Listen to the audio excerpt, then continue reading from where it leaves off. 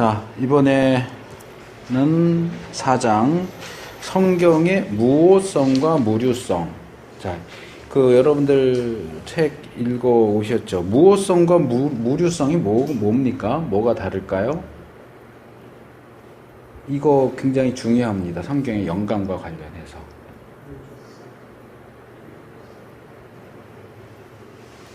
자, 보세요. 지금 우리 손에 놓여 있는 성경이 있는데 이것은 번역본이죠. 그렇죠?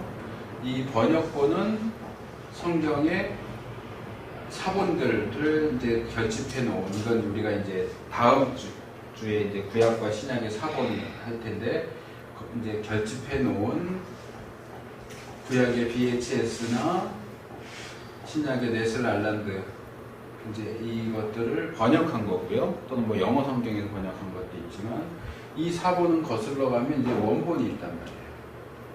이게 자필 원고예요. 이거는 현재 남아있지 않아요. 근데 여기서 이제 인간 저자가 이것을 기록을 하고, 하나님, 특별히 성령님께서 인간에게 이 역사하시는 이것을 영감이라고 부르는 거예요. 그래서 이 영감은 기록하는 사람에게도 작용을 하지만, 그 영감의 결과로 나오는 성경, 책하고도 연결이 됩니다. 근데 이 두 경우에 모두 중요한 건 뭐냐 하면 오류가 없다는 거죠. 쓰는 이 사람도 오류가 없도록 하시고, 그렇게 쓰여진 결과물로서의 성경에도 오류가 없도록 하신다. 영감의 가장 중요한 부분이니까, 영감이라고 할 때 늘 기억해야 될 것은 오류가 없음. 성경의 기록자 사람에게도 오류가 없도록, 물론 이 사람이 안전한 사람이라는 게 아니고 성경 기록과 관련해서, 그리고 이런 영감을 통해서 또는 이런 집필 작업을 통해서 나온 자필 원고예요. 자필 원고의 경우는 오류가 없다. 그러나 이것을 베껴 쓴 사본에 오류가 있을 수 있고요, 번역본에도 오류가 있을 수 있어요. 근데 이제 오류라고 얘기할 때 두 가지 개념이 나오는 거예요. 하나가 infallibility, 이게 이제 무류성이라고 이제 번역을 했는데, 이거는 번역이 아직 통일되지 않았어요. 뭐라고 번역할 것인지가. 그리고 inerrancy, 이 두 단어가 이제 나오는 것이죠. 그러면 이 infallibility는 뭐고 inerrancy는 뭐냐? 근데 저는 이거 보면서 이 4장을 쓴 분이 보니까 이 해롤드 브라운이라고 하는 분이고, 이분이 트리니티 교수더라고요. 근데 제가 느끼는 걸로는 성경 및 조직신학 교수라고 나오는데, 트리니티는 보수적이고 복음적인 학교입니다. 좋은 학교예요. 거기서 우리나라 분들도 많이 거기서 공부하고 오고 하는데, 그냥 제가 느끼기에는 이 해롤드 브라운 같은 경우는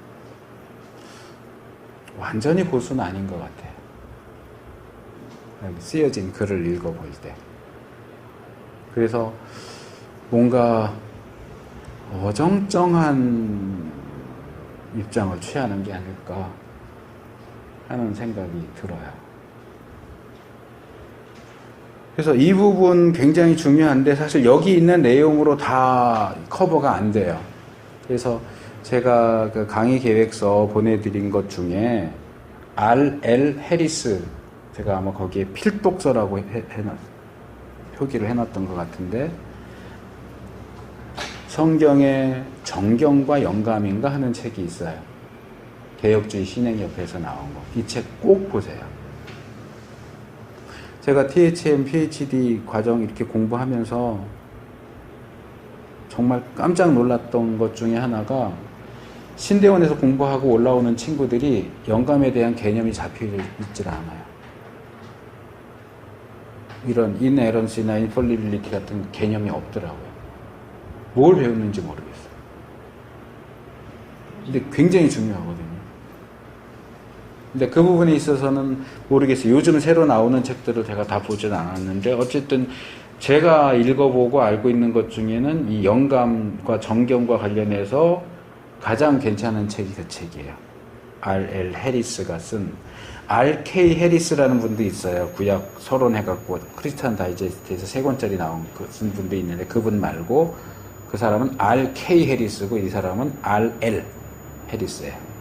이게 미국 신학교 그쪽 신학협회에서 신학 대학생들을 상대로 영감 정경과 관련해서 쓸 교과서 공모한 데다가 내서 뽑힌 글이에요.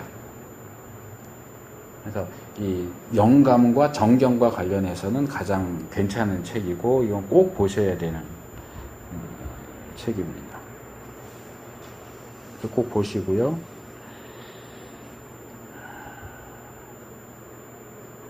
그러니까 이분의 이 해롤드 브라운의 기본적인 입장은 이거예요. 여기 이제 설명이 뒤에 무류성과 무호성에 대한 설명을 하면서 64페이지에 용어들의 의미 설명하면서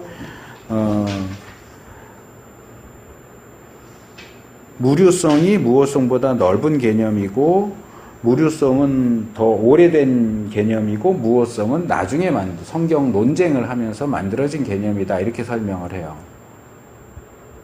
근데 저는 그 부분에 있어서 조금 다르게 생각을 해요.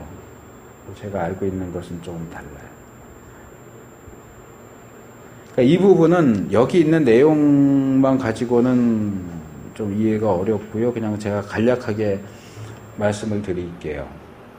그러니까 이 성경 논쟁은 이분도 여기 책에 소개했는데 65페이지 보시면 해롤드 린드셀 그 최근의 논쟁 보면 성경을 위한 싸움 이거는 그냥 이 책을 번역한 분이 그렇게 붙인 거고요.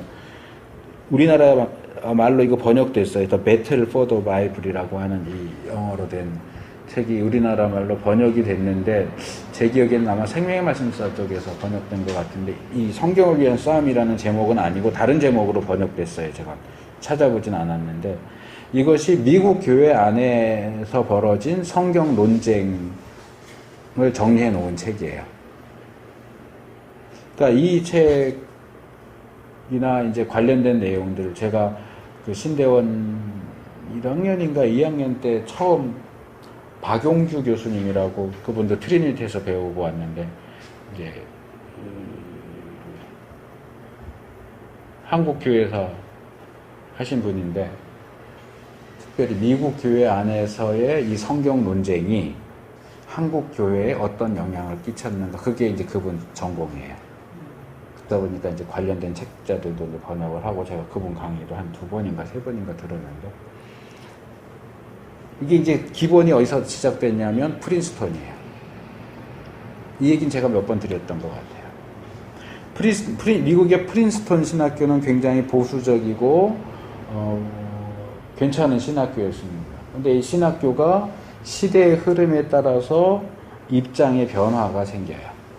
그러니까 처음에는 굉장히 보수적인 학교였는데 이게 세계 교회, 세계 신학계의 흐름에 따라서 비평주의적인 사상과 그것을 가르치는 교수들이 프린스턴으로 들어오기 시작해요.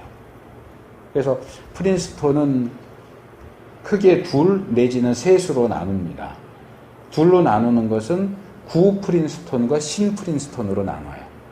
그러니까 옛날, 올드한 구 프린스턴은 성경의 무호성을 인정하는 입장이고요. 신 프린스턴은 성경을 비평적으로 보는 입장을 취하는 그런 시기입니다. 그리고 사실 이 구 프린스턴과 신 프린스턴 사이에 그 중간에 완충지대가 있어요. 그러니까 구 프린스턴 시대의 그 프린스턴 신학교 교수들은 다 보수주의자들이고요. 신 프린스턴의 경우는 비평주의 학자들이 대부분을 차지했고 그 중간에 이렇게 물갈이를 하면서 보수주의적인 교수들과 비평적인 교수들이 같이 있었던 그 중간 시대가 있어요. 그게 이제 우리나라로 말하면 뭐냐 하면 우리 총신의 박형룡 교수는 구 프린스턴 때 배웠어요. 네. 그리고 한신인가 그쪽에 김재준 교수는 한국교회에서 배우셨으면 이제 한국교회 장로교회 분열과 관련해서 아직 안 배웠어요. 김재준 교수가 신프린스턴에서 배웠어요. 그래서 박형룡 교수가 먼저 이제 배우고 와서 보수적인 총신 교수로 계시면서 성경관이라든지 성경 해석과 관련해서도 조직신학적인 부분에서도 이런 보수적인 입장을 계속 가르쳤는데 이제 새롭게 신프린스턴에서 배워온 김재준 교수가 오면서 총신에서 신학진함의 글을 쓰면서 기존의 입장을 반박하는 그런 글들을 계속 쓰는 거예요. 뭐 그냥 대충 제가 얘기를 할게요. 정확한 건 아니니까 뭐 대충 얘기하자면 예를 들어서 우리 보수 신학에서는 모세오경은 모세가 썼다 이렇게 이제 계속 가르쳐 왔는데 이분이 와서 모세오경은 사실은 모세가 쓴 게 아니다 뭐 이런 식으로 이제 자꾸 글을 쓰니까 박형룡 교수 입장에서는 김재준 교수를 가만둘 수가 없는 거예요. 신신학을 해갖고 와서 학생들 한국 교회를 망친다고 생각을 하니까 그래서 싸우다가 통합과 합동이 나눠지는 거예요. 그러니까 정확하게 말하면 예장과 기장이 나눠졌어요. 예수교 장로회와 기독교 장로회가. 나중에 예수교 장로회가 다시 WCC 가입 문제로 합동과 통합이 나. 가입하자는 쪽이 통합인 거고 이게 이제 장신이고 그리고 가입 안 된다 WCC 나쁘다 하는 게 우리 통합 측이 예장 합동 측이고 합동 통합 이렇게 나눠졌고 그 전에 갈라진 거는 박형룡 교수하고 김재준 교수에서 기장이 이제 한신대학 쪽이거든요. 그러다 보니까 이제 완전히 보수적인 신학 총신, 진보적인 신학 한신 이렇게 해서 이제 싸우고 이제 중요한 것은 한경직 목사님이에요. 한경직 목사님은 프린스턴이 구에서 신으로 넘어오는 중간 기간에 배웠어요. 그러니까 이분은 얼룩말이야. 평소에는 보수적인 입장을 취하다가 중요한 데 가서 진보적인 입장을 취하는 거예요. 그러니까 예를 들면 WCC 가입해야 되냐 말아야 되냐 그러면 우리가 볼 때는 한경직 목사님은 보수주의일 거라고 생각하는데 이분은 WCC 쪽으로 가는 거예요. 그래서 통합이야. 영락이.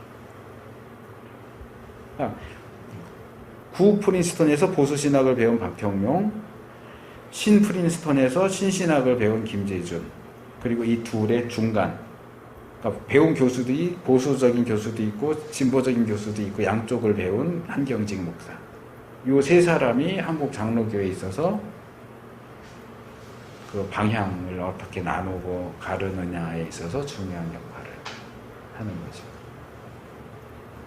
근데 이제 다시 이제 이건 한국 상황인 거고 이렇게 미국 교회의 영향을 받은 한국 교회가 어떤 식으로 이제 흘러가느냐를 얘기한 거고 다시 미국 교회로 넘어가면 구 프린스턴에서 신 프린스턴으로 넘어오는 과정에서 구 프린스턴의 보수적인 학자들이 대거 그 학교에서 나와서 보수 신학을 가리키는 신학교를 세웁니다. 그게 웨스트민스터 신학교. 우리나라도 지금 웨스트민스터 신학교가 있지만 그거 아니고 미국에 있는 원래 웨스트민스터 신학교. 거기에 이제 교수들이 우리가 1장, 2장에서 보면서 봤던 메첸, 그레시안 메첸, 워필드 이런 사람들이 프린스턴에서 나와서 웨스트민스터 신학교를 세운 분들이 이분은 철저한 보수적인 입장을 취하죠. 그러면서 이제 프린스턴은 완전히 이제 우리 쪽에서 말하는 대로 하면 좌경화돼가지고 신신학으로 넘어가 버리죠. 그래서 이제 그런 와중에서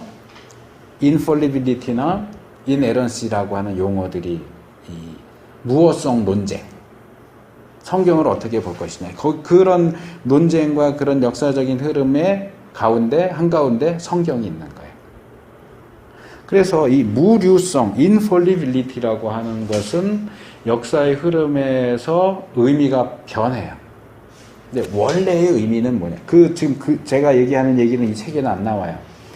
infallibility는 원래는 여기서는 이제 무류성 이렇게 번역을 했는데 아까 말씀드린 것처럼 이 번역은 아직 공인되고 확정된 게 아니에요. infallibility는 무류성으로 번역한다 이렇게 정리된 게 아니고 번역자에 따라서 자기가 편한 대로 번역을 하는데 그래서 저는 그냥 영어 표현으로 하는데 infallibility라고 하는 건 뭐냐 하면 성경은 하나님의 말씀이기 때문에 거기에는 오류가 있을 수 없다. 이게 infallibility의 원래 의미예요. 왜? 하나님의 말씀이니까.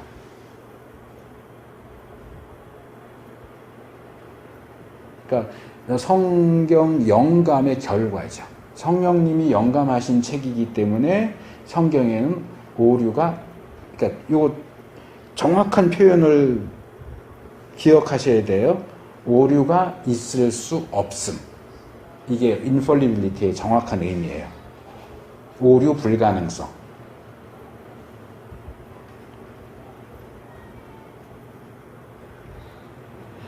그 다음에 이제 이게 먼저 사용되긴 했어요. 이 성경 논쟁 속에서 infallibility가 먼저 사용됐고 논쟁이 가면서 inerrancy라고 하는 표현이 이제 나오죠. 근데 우리한테는 이 무호성이 더 많이 익숙한 표현이죠. 에러가 없다는 거예요. 성경에는 에러가 없다. 그러면 오류가 있을 수 없다는 것과 오류가 없다는 무슨 차이냐? infallibility와 inerrancy가 무슨 차이가 있느냐? 어쨌든 둘 다 성경에 오류가 없다는 얘기인데 왜 구태여 그런 논쟁 가운데 infallibility라고 하는 기본 용어가 있는데도 불구하고 새로 이 inerrancy라고 하는 용어를 사용할 수밖에 없었느냐? 왜냐하면 보수신학에서 비평신학으로 넘어오면서 보수신학자들이 말했던 infallibility의 의미와 비평주의 신학자들이 말하는 용어는 똑같이 썼는데 infallibility의 의미가 달라졌기 때문에 그래요. 이렇게 말하는 거죠. 원래 inerrancy라고 하는 개념을 포함하고 있는 infallibility는 그냥 이거예요. 성경은 하나님 말씀이기 때문에 오류가 있을 수 없어. 이거예요. 오류가 있을 수 없어. 근데 성경을 비평적으로 보는 학자들은 이 infallibility를 어떤 의미로 바꿔 쓰느냐 하면 맞아. 성경은 하나님의 말씀이니까 오류가 있을 수 없어. 단 우리 구원과 신앙에 대한 문제에 있어서.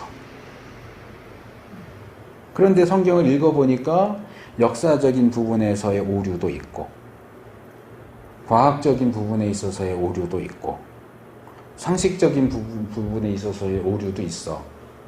다만 우리가 우리의 구원 받는 데 있어서 우리가 어떻게 신앙생활을 할 수 있는가 이 부분에 있어서는 오류가 없어.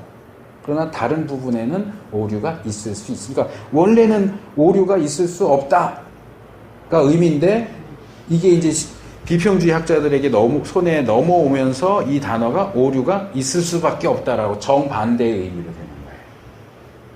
조건을 붙이는 거죠. 구원과 신앙에 대한 부분은 오류가 없어. 그런데 다른 부분에는 이 원래 성경은 우리 구원을 위한 책이니까 그 목적에 있어서는 그것에 부합되도록 오류가 없지만 어떻게 해야 구원을 받느냐, 우리가 어떻게 신앙생활을 해야 되느냐 이런 부분에서는 오류가 없지만 그 외의 부분은 인간이 썼으니까 오류가 있다는 거죠. 실제로 이제 성경책 들이대면서 여기 이거 잘못됐잖아. 뭐 예를 들면 우리가 오경할 때도 배웠지만 아브라함이 롯이 잡혀가니까 기습하고 쫓아가는 그 과정에서 단까지 쫓아갔다 그래요. 근데 이 단이라고 하는 도시, 지역은 사사기에 가야 나와요. 아브라함 시대에는 단이라는 도시가 없어요. 왜냐하면 사사시대에 블레셋 사람들 때문에 못 살겠다 한 단 지파의 일부가 저기 북쪽 꼭대기로 올라가서 라이스라고 하는 곳을 점령하고 거기를 단이라고 붙였거든요. 그러니까 제가 보통 그렇게 말하는 것처럼 조선시대의 이 아무개가 스마트폰을 썼다 이런 기록하고 똑같은 게 조선시대에 무슨 스마트폰이 있어요. 우리 어릴 때도 그런 게 없었는데 그건 시대착오죠. 오류죠. 아브라함 시대에 단이라는 도시가 없는데 어떻게 아브라함이 단까지 쫓아갔다 그런 내용을 얘기하지? 이건 잘못된 거야. 이 오류가 있잖아. 오류가 있잖아. 다만 우리가 예수 믿어야 구원받는다. 이런 건 맞아. 그건 오류가 없어. 그런데 그 외의 부분들을 보면 이런 사소한 오류들이 너무나 많이 나온다는 거죠. 그러다 보니까 그거하고 이제 싸우다가 보니까 보수주의자들이 그럼 인폴리빌리티 그거 니네가 가져. 우린 인헤런시 할 거야. 그러니까 인헤런시는 인폴리빌리티보다 훨씬 강력한 의미를 가져요. 그러니까 인헤런시가 얘기하는 건 뭐냐 하면 성경은 오류가 없다. 구원의 영역에서만이 아니라 모든 영역에서 오류가 없다. 역사적으로도 신학적으로도 무슨 정치적으로도 어떤 영역에 있어서도 성경에 나오는 모든 내용은 오류가 없다. 이게 이네런스예요. 오류가 이렇게 말하면 되죠. 오류가 전혀 없다. 이게 이네런스예요. 인펄리빌리티는 원래 오류가 있을 수 없다.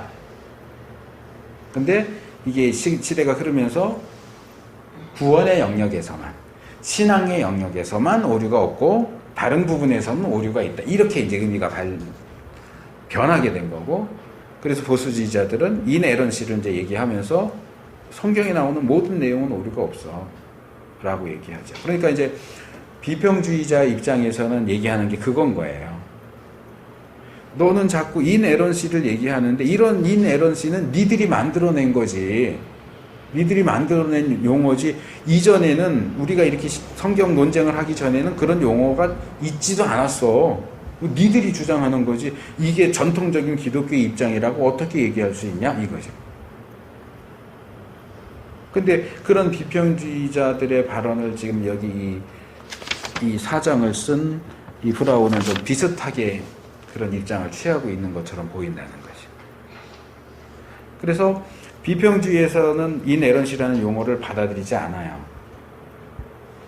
실제로 성경을 볼 때도 오류가 발견되고, 그러니까 모든 내용에 전혀 오류가 없다라고 하는 건 주장은 그거는 말도 안 되는 소리고, 그러니까 그 용어 자체도 니들이 만든 거지 기독교 역사 속에서는 그런 용어를 발견할 수도 없어. 그러니까 니들 소위 말하는 보수 꼴통들만 그 주장을 하는 거지 우리는 받아들일 수 없어 라고 하는 것이 비평주의자들의 입장이고, 그러면서 뭐 종교개혁가들도 이런 용어를 쓴 적이 없다. 그 위에 교부들도 어거스틴도 이런 사람들도 그런 용어를 쓴 적이 없어 라고 얘기하고, 그런 것에 대해서 언급도 하지 않고 관심도 없었어. 이렇게 이제 보수주의를 반박하는 거고, 보수주의에서 취하는 입장은 루터나 칼빈 또는 어거스틴이나 이런 사람들이 그 부분에 대해서 언급을 하지 않은 것은 비록 그 용어는 사용되지 않았을지라도 당연히 성경에는 오류가 없다고 생각했기 때문에 언급을 안 한 것뿐이다. 어디 루터나 칼빈이 주석에서든지 뭐에서든지 성경에 오류가 있다라고 주장한 적이 어디 있느냐. 그 사람들이 기본 사상이 용어는 사용되지 않았지만 인에런시를 인정하고 있는 거다. 인정하기 때문에 그 용어를 굳이 만들 필요도 없고 사용할 필요도 없고 오류가 있어 이런 말도 안 한 거다. 이게 이제 보수주의자들의 입장인 거죠. 그러니까 용어는 그때 만들어졌지만 이것은 성경적인 개념을 담고 있는 용어다. 우리가 막 새로이 만들어내고 왜곡시킨 용어가 아니라고 하는 것이 보수주의자들의 입장인 거죠. 정리되셨어요? 그래서 인폴리빌리티와 인에런시가 어떻게 되는가, 이 역사상의 흐름 속에서 어떻게 비평주의와 보수주의가 이 용어를 쓸 때 무엇인가 무리수용 하나씩 딱딱 떨어져서 가져가 쓰겠네요. 근데 이제 이 무류성을 보수주의자들이 원래의 의미로 사용할 수도 있죠. 특별히 성경 논쟁할 때는 이제 민감하게 해서 쓰지만, 이 용어를 구분해서 쓰겠지만 일반적인 표현 속에서는 우리가 인폴리빌리티 같은 경우 용어를 쓰면 안 된다 그런 법은 없어요. 그러니까 누가 어떤 의도로 쓰느냐의 문제인 거죠. 그리고 이제 그 부분에서 보수주의는 이 무호성을 주장하면서 무호성과 영감이 연결되면서 아까 말씀드린 것처럼 이 무호성, 인에런시와 이 영감은 성경의 자필 원고에 한한다. 그러니까 너희들이 지적하는 그런 오류, 이것은 사본상의 오류일 수 있어. 베껴 적다 보니까 잘못 쓸 수도 있는 거고, 번역하다 보니까 잘못될 수도 있는 거고, 우리가 주장하는 인에런시는 원본, 자필 원고에만 해당되는 얘기지 사본이나 번역본은 관계가 없어. 거기는 오류가 있을 수 있다. 그건 우리도 인정해. 라고 얘기를 하니까 비평주의자에서는 또 뭐라고 얘기하느냐 하면 그건 여기 나와요. 어,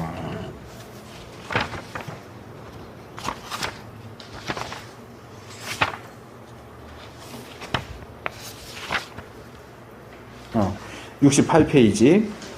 무호성과 친필연 원고. 거기 첫째 단락 밑에 쪽에 보면 무호성과 무료성을 비판하는 이들은 종종 그런 교리는 오직 친필 원고에만 해당되므로 본질적으로 오늘날과는 아무 상관이 없다.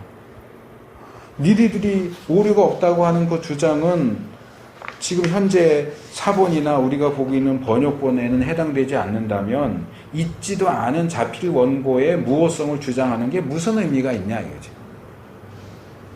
우리가 자필 원고가 남아있고 우리가 그걸 본다면 그것 갖고 뭐라고 그럴 수 있겠지만 이미 사본들밖에 없고 번역본 갖고 얘기하는데 우리가 보는 이 히브리 성경, 헬라어 성경도 결국은 사본인데 원본이 무모하다라는 얘기를 하는 게 무슨 의미가 있느냐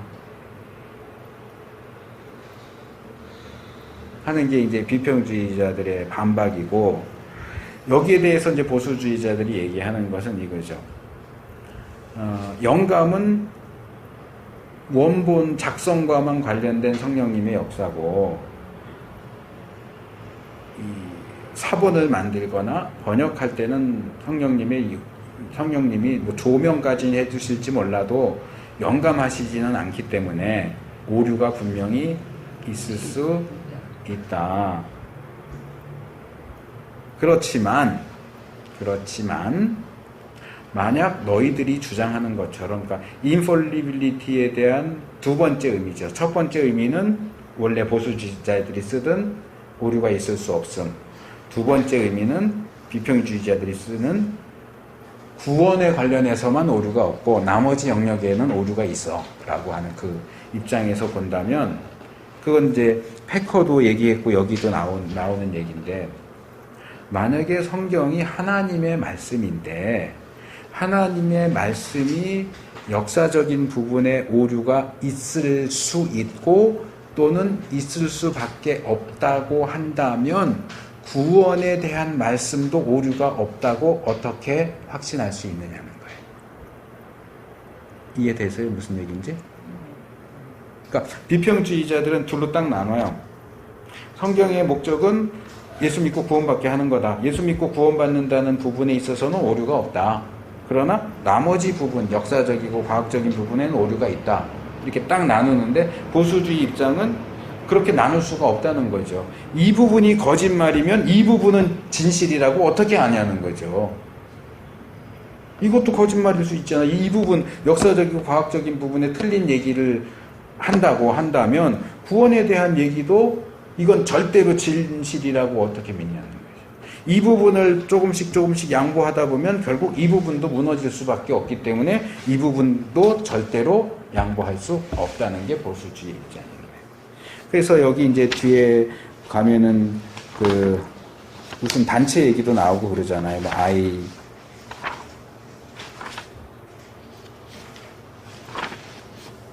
ICA인가 뭐. 다양한 민주. 예, 그게 영감에서 나오나?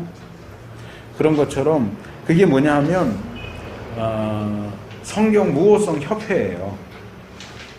그러니까 인에런시를 믿는 학자들이 모여서 집단을 만든 거예요.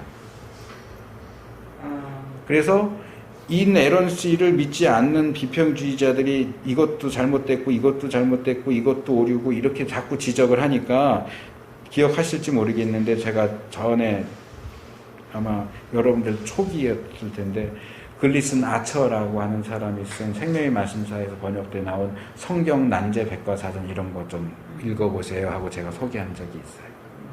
그게 성경의 난제를 풀겠다 하는 게 아니고 이 글리슨 아처도 그 협회 회원이에요. 그래서 그 협회에 뭐라 그럴까 청탁을 받아서 비평주의자들이 이거 틀렸어 라고 얘기하는 것이 이게 뭐 사본상의 오류일 수도 있고 이렇지만 이게 성경에 오류가 있다는 근거가 될 수 없다. 이렇게 얼마든지 설명이 된다. 이건 오류라고 할 수 없다. 라고 하는 성경이 무오하다라는 사실을 증명하기 위해서 그들이 지적하는 오류라고 하는 부분들을 설명한 거예요. 그래서 그걸 이제 책으로 해서 성경 난제 백과사전 이렇게 번역이 된 건데 난제 풀이가 목적이 아니고 성경의 무오성을 입증하는 게 목적인 거예요. 그 책은. 니들은 자 이거 봐 이거 보니까 오류가 있잖아. 근데 이거 한번 그럼 정말 이게 오류인지 자세히 한번 보자 해서 그걸 풀어가는 거예요. 이건 이렇게 되고 이렇게 되고 이렇게 되는 거야. 이거 오류 아니야.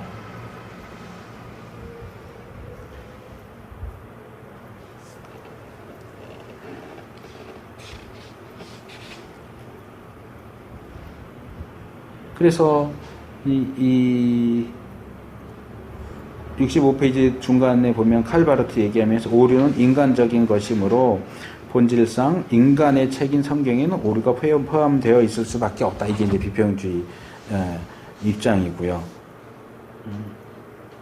66페이지에서 67페이지 넘어가는 부분 제가 아까 얘기한 어거스틴이나 루터 칼빈이 무호성에 대해서 적극적으로 언급 안 한 것은 그걸 인정 안 하기 때문에 한 게 아니고 당연하기 때문에 얘기를 안 한 거다라고 하는 그런 얘기가 나오는 거고요.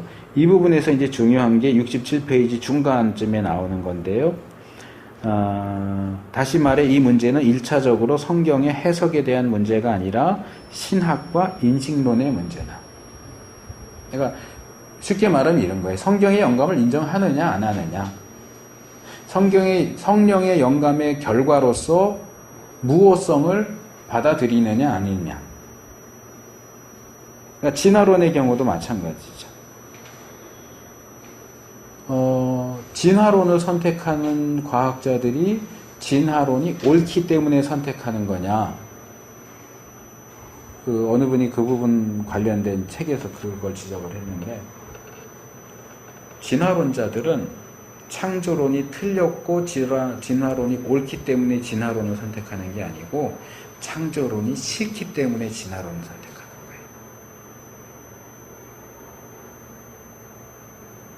거예요. 여기다 얘기하면 비평주의자들은 왜 무류성, 성경에 오류가 있다고 이야기하느냐.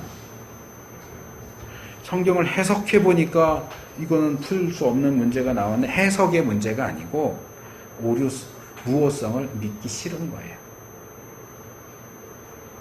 무호성은 불가능하다고 보는 거예요. 인간이 있었는데 어떻게 오류가 없어.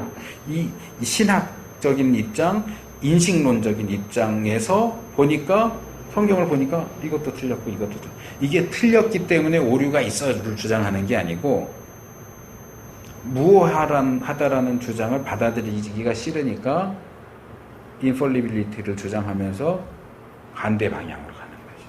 그러면 하나님을 네. 온전한 하나님을 믿기 싫은 거잖아요. 그러니까 이제 이거를 다르게 말할 때 그런 비평주의자들의 입장은 인본주의적인 신학인 거예요. 그럼 하나님하고 그러니까 예언도 불가능하고 기적도 불가능하고 그렇게 하니까 신학을 하면서도 하나님을 배제시키는 거예요. 그러니까 하나님을 배제시키니까 성경에 나오는 내용들이 너무 허무맹랑한 거지. 어떻게 죽은 사람이 살아나? 어떻게 사람이 무리를 걸어? 어떻게 오병이 우리 2,000명이 먹어? 이런 거죠. 만약에 그걸 인정 안 한다면 그럼 하나님이 아니죠. 하나님이니까 하시는 거지 사람은 할 수 없는 거지. 인본이 어떻게 우리를 걷고 인본이 그러니까 어떻게 그런 부분이 조금 더 커다란 맥락에서 보여져야 돼, 봐야 돼요. 그러니까 저는 지금 미국 교회 안에서 일어난 성경 논쟁, 프린스턴을 중심으로 한 성경 논쟁을 얘기했지만, 그럼 왜 복음주의적이고 보수적인 프린스턴이 신신학 쪽으로 기울어 갔느냐라고 더 근원적인 문제를 따지면, 이게 르네상스와 계몽주의까지 거슬러 올라가요. 예, 뭔 말인지 알겠어요. 예. 인문학이 발전하면서 네. 결국은 사람들이 다 거부했다는 거잖아요. 그러니까 르네상스라고 하는 건 뭐냐 하면 문예 부흥이라고도 하죠. 그러니까 새롭게 기존에 내려오던 학문의 자세와 태도를 바꿔보자는 거예요. 그래서 르네상스의 기본적인 고전으로 돌아가자. 고전으로 돌아가자라고 하는 거는 뭐냐 하면, 한마디로 말하면 르네상스와 그보다 뭐 몇백 년 차이가 나지만 계몽주의, 엔라이트먼트, 계몽주의의 기본적인 주장은 뭐냐면 인간 이성이에요. 그러니까 레이셔널리즘 하는데 이제 이성주의로도 번역하고 합리주의라고도 번역을 하는데, 그 이전에는 중세 시대까지는 성경이 기준이고 교회가 기준이에요. 그런데 사람들이 머리가 깨면서, 아니, 성경에서 옳다고 그래서 다 옳은가? 교회에서 옳다고 그런다고 해서 다 옳은가? 내가 이성적으로 볼 때 옳다고 판단돼야 옳다고 인정을 하지. 교회에서 얘기한다고 무조건 믿어? 목사가 얘기한다고 무조건 믿어? 아니야. 판단을 해야지. 제일 중요한 판단의 기준은 이성이야. 이성, 나의 이성. 내 이성이라는 얘기는 나죠. 내가. 그러니까 그 이전에는 하나님 중심으로 사고를 했다면, 르네상스와 계몽주의 시대 이후로는 인간이 중심인 거예요. 그러니까 성경을 읽을 때도 과거에는 하나님 말씀이니까 뭐 감히 뭐 이렇게 반박하고 이렇게 못했는데, 이제 보는 거예요. 이게 합리적이야? 이성적으로 생각할 때 이게 맞아? 틀리죠. 그런데 이성적으로 신을 어떻게 증명해? 기적, 이게 어떻게 가능해? 그러니까 성경에서 그런 부분들을 자꾸 잘라내기 시작하는. 그래서 그 인간이 내는 목소리가 점점 커지는 거예요. 그래서 우리가 지난주에 2장에서 본 것처럼 권위의 문제. 그전에는 하나님의 권위, 성경의 권위, 교회의 권위, 그럼 충분했어요. 근데 인간의 이성을 강조하면서 그런 권위를 다 거부하는 거예요. 왜? 내 이성하고 안 맞으니까. 그 하나님의 그 권위 앞에 굴복하기 싫은 거죠. 승복하기 싫은 거예요. 네. 그것도 이제 진화론이나 이거에서 얘기한 거랑 똑같은 거예요. 하나님이 싫으니까 내 이성을 내세우는 거예요. 내 이성이 옳기 때문이 아니고. 그래서 이제 계몽주의로 넘어오면 그 시대의 이제 대표적인 게 백과사전학파라고 있어요. 뭐 루소라든가 이런 사람. 그러니까 백과사전학파의 가장 기본적인 게 뭐냐 하면, 인간은 백지와 같다. 어떻게 교육하느냐에 따라 달라질 수 있다. 그래서 그 당시에 이제 그 유럽의 기본적인 철학적인 입장이 뭐냐 하면 낙관주의. 교육만 잘 시키면 돼. 그럼 이 세상은 유토피아가 될 거야. 근데 그 상황에서 1차 세계대전, 2차 세계대전이 터진 거예요. 그러니까 그 낙관주의가 다 무너졌어요. 야, 이게 교육으로 안 되는구나. 인간은 안 되는구나. 근데 인간은 안 되는구나, 교육이도 안 되는구나 한다고 해서 하나님께로 돌아왔느냐? 아니요. 더 멀리 가버렸어요. 절대적인 진리는 없어. 그때는 사람들이 같이 마음을 모아서 인간 이성에 맞는 것만 믿자 했는데, 인간이 이성적인 존재가 아닌 거야. 양차 세계대전을 경험해 보니까, 야, 이게 인간이 믿을 만한 존재가 아니구나. 그냥 각기 제 길로. 누구도 누구한테 이게 절대적으로 옳아, 다 믿어, 그렇게 말할 수 없어. 그냥 네가 옳다고 생각하는 거 믿어. 대신 남한테 그거 믿으라 그러지 마라. 그게 이제 오늘날의 그 포스트 모더니즘 사상의 근원이 거기 있는 거예요. 이 세상은 불합리, 실존주의. 우린 이 세상에 던져진 존재. 우리 인생의 의미는 아무것도 없어. 실존주의의 결론은 뭐냐 하면 자살이에요. 아무 의미도 없이, 아무 목적도 없이 그냥 이 세상에 팽개쳐진 존재인데, 우리가 이 땅에서 살아가는 게 무슨 의미냐? 자살만이 우리가 선택할 수 있는 탈출구다. 그래서 회의주의, 염세주의, 니힐리즘, 니체 이런 사람들이 나오는. 완전 사단. 그러니까 우리가 사단의 이제 줄기야. 어떤 분들은 그런 얘기를 하더라고요. 이제 저희 어릴 때도 그렇고 목사님들이 많이 얘기하지만 신학을 하려면 영어를 하든지 철학을 기본적으로 해야 된다. 근데 이제 요즘 뭐 철학을 굳이 하냐 이렇게 얘기하는 목사님들이 꽤 많이 나왔어요. 근데 제가 볼 때는 아니에요. 철학을 해야 돼요. 신학하고 철학이 뭐 직접적인 관계가 있냐? 그냥 필요한 것만 알면 되지. 필요한 것만 어떻게 알아요? 이야기가 이렇게 연결되어 있는데 어떻게 그걸 필요한 부분만 뽑아서 하냐고요. 이야기가 다 이렇게 흐름에서 이래서 진자 운동으로 좌측 우측 끝으로 극단에서 극단으로 왔다 갔다 하고 신학도 그렇게 왔다 갔다 하는데 전체적인 흐름과 연결을 알아야 왜 철학이 이렇게 얘기했더니 신학이 또 이렇게 얘기하는가. 루돌프 불트만 같은 경우는 실존주의 신학을 하거든요. 실존주의 신학은 실존주의 철학의 영향을 받은 거예요. 근데 실존주의 철학을 모르는데 어떻게 실존주의 신학을 아냔 말이에요. 그래서 이제 뭐 철학까지는 아니지만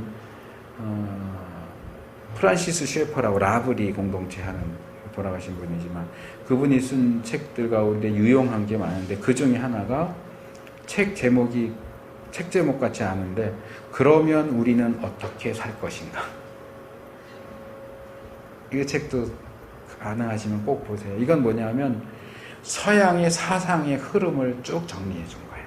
지금 제가 얘기하는 르네상스는 뭘 하고 계몽주의는 뭘 하고 이런 것들이 어떻게 서양의 그 사고의 흐름이 흘러왔고 이게 기독교에 어떻게 영향을 미쳤는가 하는 것들을 정리해 준 책인데 그렇게 어렵지 않고 꽤 재밌게 읽을 수 있는 책인데 그 정도만 읽어도 막 서양 철학사 이런 건 어렵거든요. 그가 프란시스 셰퍼 생명의 말씀사에서 나왔어요. 이 책은 보시면 일단 그런 사상의 흐름을 따라잡을 수 있으니까 이게 늘 신학하고 이렇게 연결이 돼요. 왔다 갔다. 과거에는 신학이 철학을 주도했는데 지금은 철학이 신학을 주도해요. 철학에서 뭔가 새로운 얘기 나오면 조금 있다 신학이 그거 따라가요. 쫄래쫄래 따라가요. 그러니까 현대 신학을 이해하려면 현대 철학을 알아야 돼요.